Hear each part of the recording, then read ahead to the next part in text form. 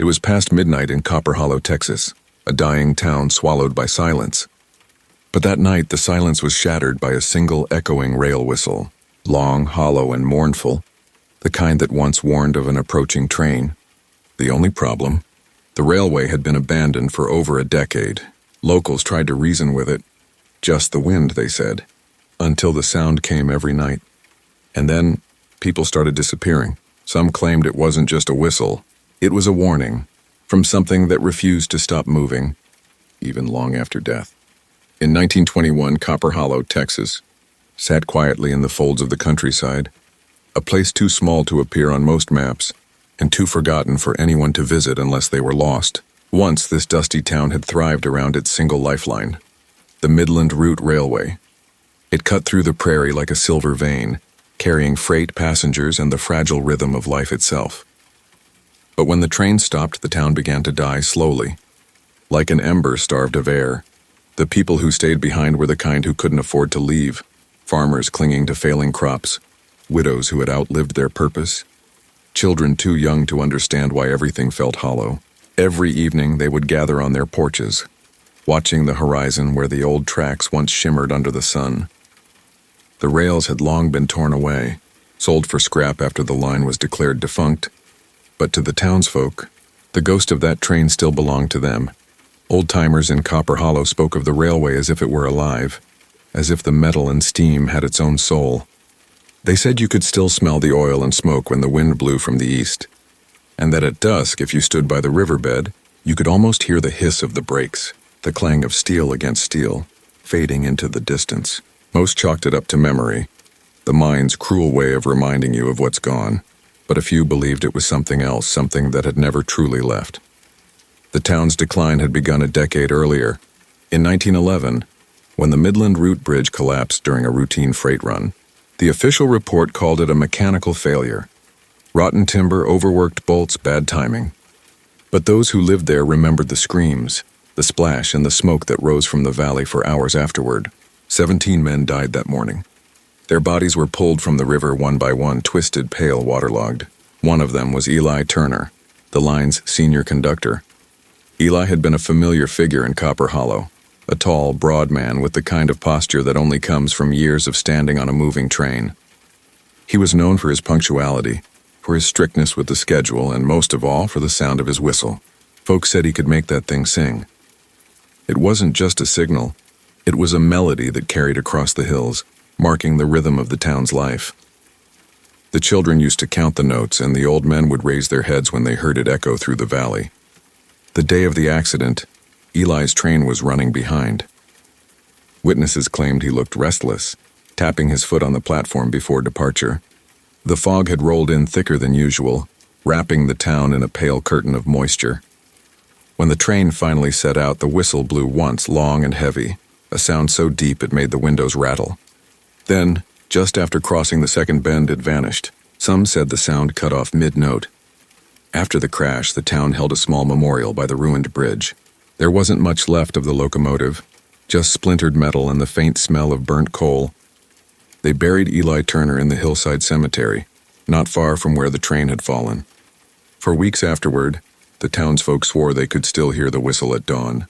The sheriff called it superstition, but mothers pulled their children indoors when the air turned cold, and dogs howled for no reason near the tracks. By 1921, Copper Hollow had learned to live with its ghosts. The station stood abandoned, its timbers gray and warped, its clock frozen at 2:13, the time the train had gone off the bridge. The town had shrunk to less than 200 souls, most of them living within sight of that old railway path, where the weeds grew thick and the earth still carried the scars of iron.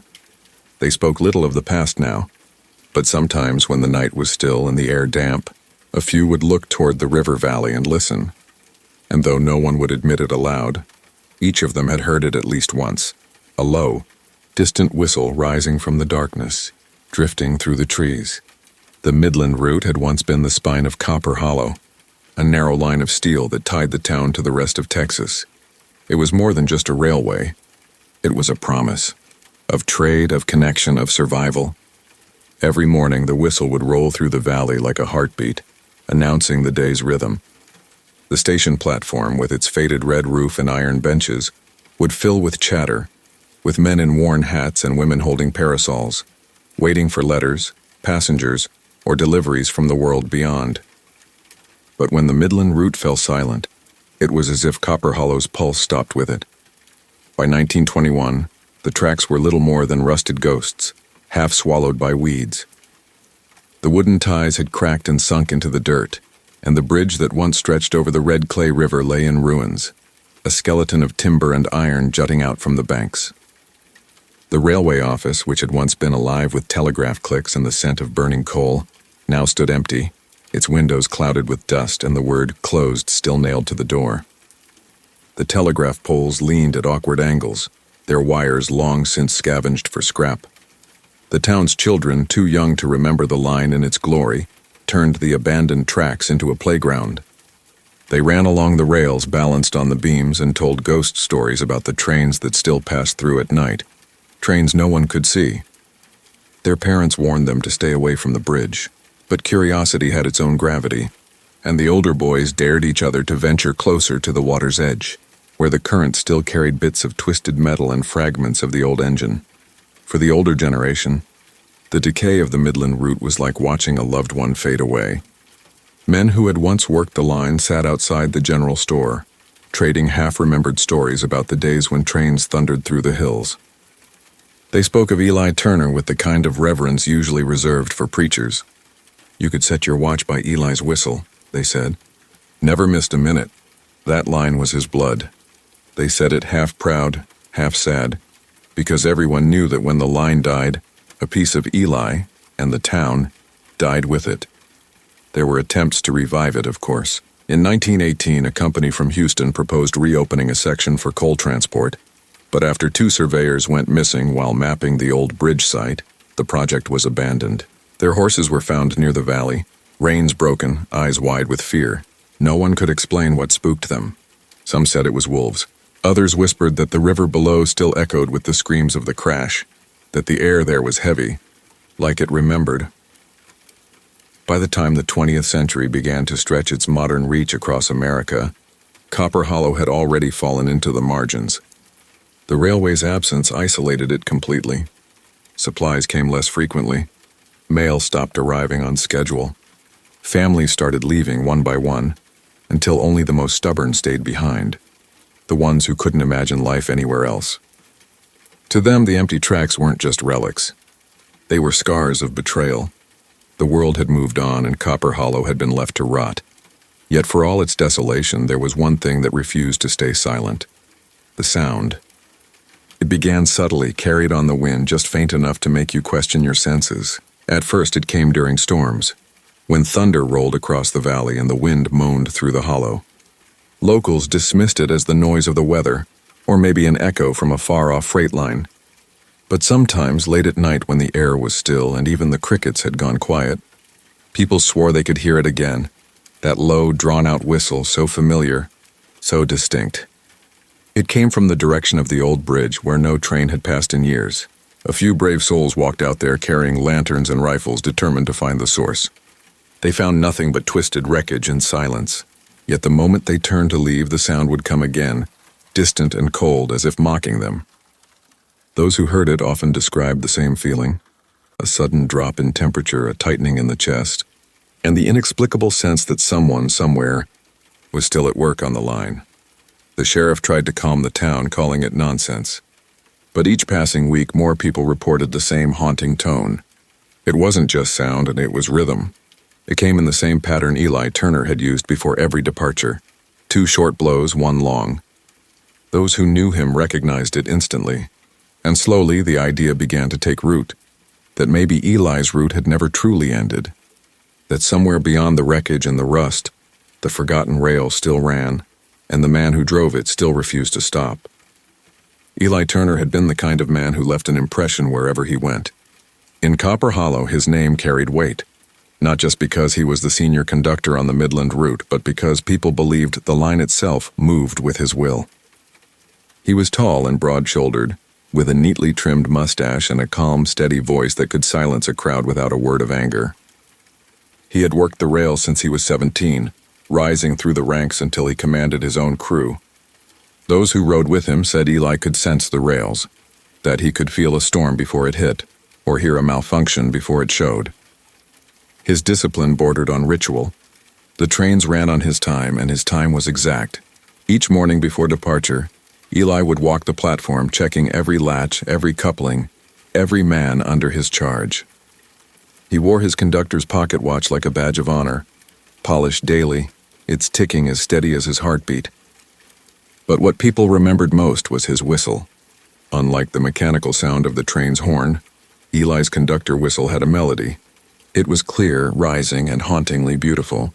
Children in the town used to mimic it with blades of grass, and wives would pause in their chores to listen when it echoed across the valley. To the people of Copper Hollow, that whistle meant safety, order, life. It was a promise that the world was still moving as it should, but the job came with its share of ghosts. The Midland route was long, cutting through swamps, forests, and dry riverbeds that claimed more than a few lives over the years. Eli had lost friends to derailments, heat stroke, and broken machinery, but he never faltered. "The line doesn't stop for the dead," he once said during a town meeting. "It carries them with it." Some thought it was a strange thing to say, but those who knew him understood. The railway wasn't just his work, it was his faith. In the autumn of 1911, the Midland route was under strain. Wartime freight contracts had overloaded the system, and trains were being pushed beyond their limits. The bridge outside Copper Hollow, a wooden structure that had held for decades, had begun to creak under the weight of each crossing. Engineers warned of rot, but repairs were delayed. Eli had complained about it more than once, but no one listened. Schedules mattered more than safety. The morning of November 12th began like any other. Fog rolled low over the valley, thick as milk, and the air smelled of rain. Eli arrived at the station before dawn, his usual composure replaced by a quiet unease. Witnesses said he kept glancing toward the bridge as if sensing what was to come. At 6:42 a.m., he gave the all clear and blew his whistle, one long note that carried through the fog. The train, heavy with timber and machinery, began its slow roll forward. Passengers recalled how the sound of the whistle faded into the mist, then abruptly stopped. Moments later, a thunderous crack tore through the valley. The bridge gave way beneath the locomotive, and the train plunged into the red clay river below. 17 men died in the wreck, including Eli. When rescue crews arrived, they found his body trapped in the wreckage of the first car, his hand still gripping the whistle cord. His funeral was the largest Copper Hollow had ever seen. The townspeople lined the hill, watching as his casket was lowered into the ground overlooking the valley he once crossed daily. For months after his burial, the air felt heavier, as if the town itself mourned him. The night of the funeral, a few townsfolk swore they heard his whistle again, faint but clear, drifting over the water. The sheriff dismissed it as imagination, echoes of memory carried by the wind. But as days turned to weeks, more people claimed to hear it, always around the same time, just before dawn. The stories spread beyond Copper Hollow. Travelers who passed through the region said they too had heard the sound, a high, mournful tone in the distance, even though no train had run that route since the crash. Some called it superstition. Others called it proof that Eli Turner had never truly left his post. The whistle, they said, wasn't just a memory. It was a signal, a man's spirit refusing to miss his schedule, bound forever to the tracks he had once commanded. By the winter of 1921, the people of Copper Hollow had grown used to silence. The wind carried only the rustle of dry grass and the occasional bark of a stray dog. But one night, as the moon hid behind thick clouds, that silence was broken by a sound no one had heard in 10 long years. A train whistle. It was faint at first, a soft moan that drifted through the valley. Then it grew louder, echoing across the fields, clear and distinct, the same pattern every time. 2 short bursts, one long.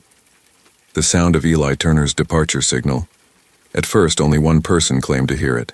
Mary Gibbons, a widow who lived on the edge of town, not far from where the tracks once ran.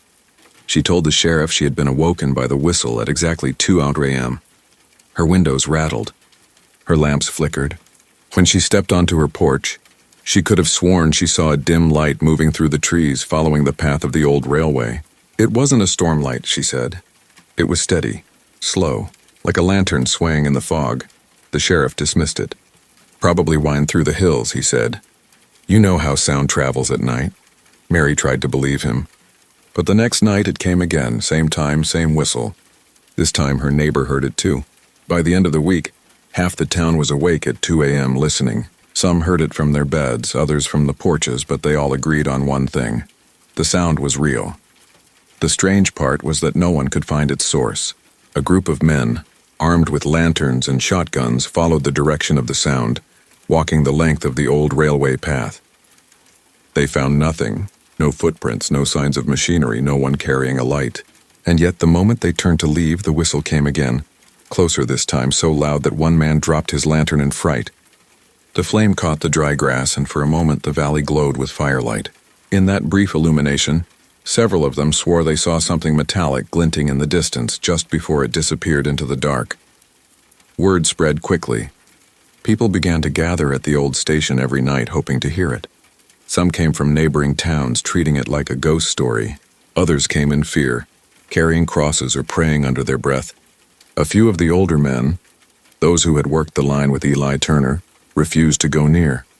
One of them, an ex-brakeman named Samuel Hayes, said quietly, "That whistle ain't calling trains anymore. It's calling men." 2 weeks later, strange footprints appeared in the mud near the collapsed bridge. Large, heavy impressions, spaced evenly apart, like those made by someone walking with purpose. The prints ended abruptly at the riverbank. That same night, a group of young men reported seeing a faint light hovering near the water, moving back and forth as though someone were pacing. The next morning, one of them, a mechanic named Lewis Carter, didn't show up for work. His tools were found near the site, but he was never seen again. Panic began to spread. Families started moving out of town, leaving their homes boarded up. The few who stayed spoke only in whispers. The whistle now came almost every night, and with each passing week it grew louder. Some swore it was accompanied by the faint sound of turning wheels, the metallic clank of couplings, and once the faint cry of someone shouting from the valley. By late December, the air in Copper Hollow felt charged, as if carrying a storm that never broke. Horses refused to cross the old tracks, and dogs whined whenever the sound came. Mary Gibbons, once brave enough to stand outside and listen, now locked her doors at sunset. She told the sheriff, "It's not just a sound anymore. It feels like it's coming for us." No one could explain it. No one dared to. Some said it was the wind twisting through the empty hills. Others whispered that Eli Turner's spirit was still riding the line, searching for the bridge that failed him. But a few believed something darker, that the whistle wasn't a haunting at all but an invitation. A call for the living to join the dead somewhere beyond the river, where the tracks still ran in a world unseen. The night the sound changed, everything shifted. For weeks, the people of Copper Hollow had grown accustomed to the distant, mournful whistle echoing through the valley. It had become almost a rhythm of their fear, predictable, haunting, but never different. Then, on the cold night of January 14th, 1922, something new happened. The whistle didn't just blow. It screamed. Those awake at that hour described it as sharper, desperate, a sound that tore through the air like metal grinding against bone. Windows trembled, dishes rattled in cupboards, and one of the telegraph lines snapped clean in half. The dogs started howling again, just like the first night it began months ago. But what chilled people most wasn't the sound itself. It was what came after. The silence. The moment the echo faded, an unnatural stillness settled over the town. No wind, no crickets. Even the trees seemed frozen. Then faintly from the old tracks beyond the ridge came another sound. The clatter of wheels. Slow at first, deliberate, like something heavy dragging along steel.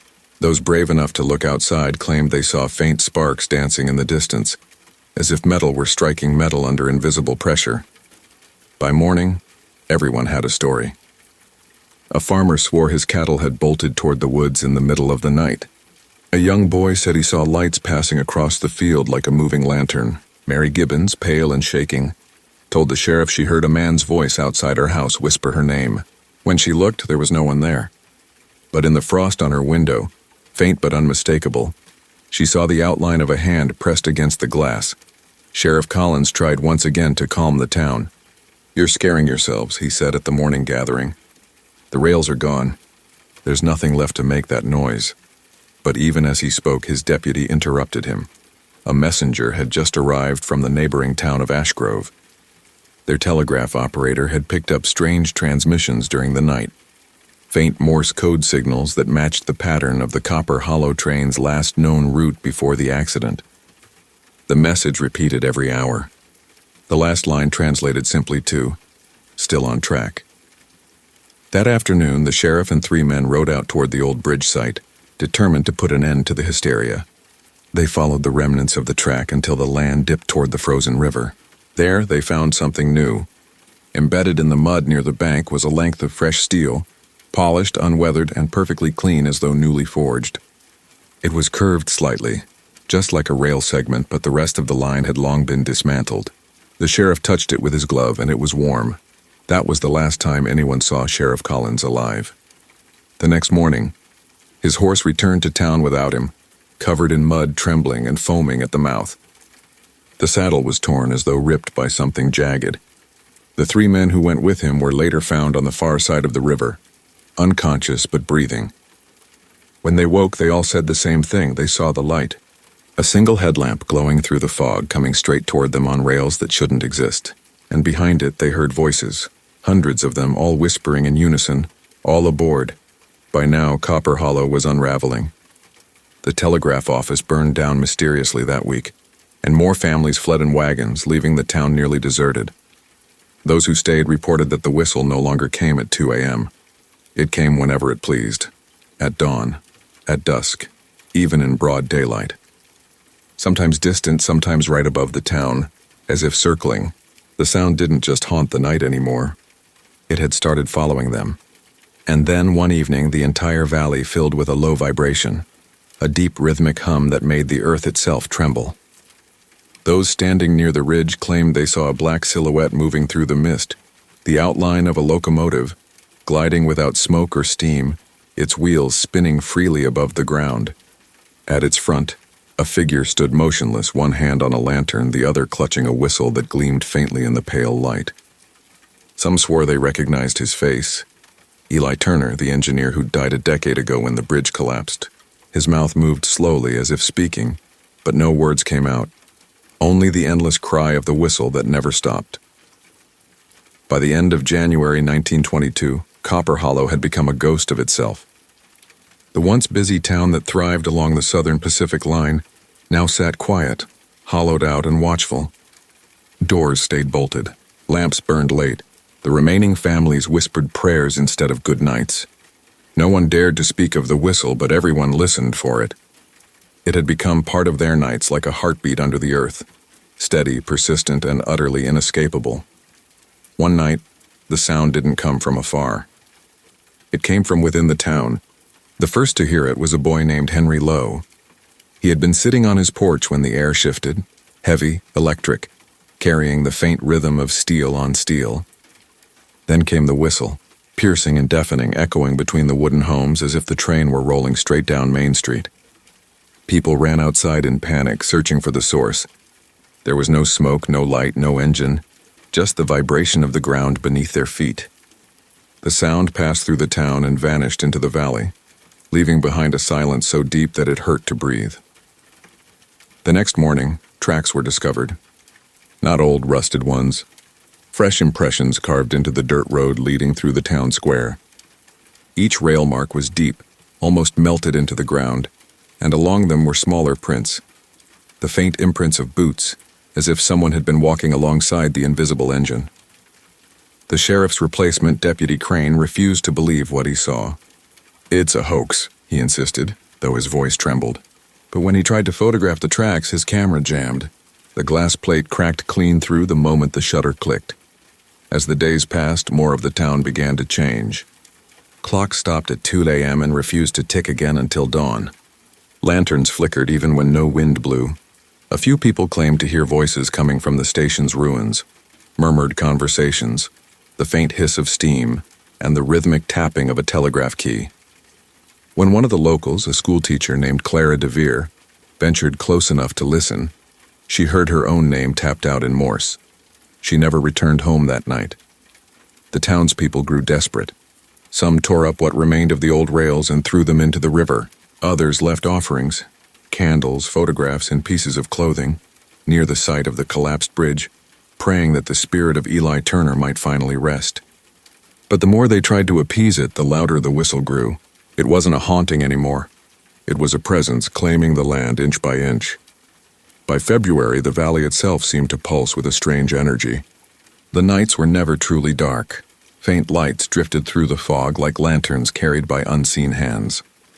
Those who dared to follow them often vanished. When the church bell tolled one cold morning without anyone pulling the rope, the few remaining residents packed their things and left. They said the air around Copper Hollow had begun to hum, as if a great machine were buried beneath the soil, waiting to rise again. A week later, a traveler passing through found the town completely abandoned. He described it as unnaturally quiet, though he thought he heard a faint metallic ring beneath the earth like an echo from deep below. The station clock still hung on the wall, its hands frozen at 2:00.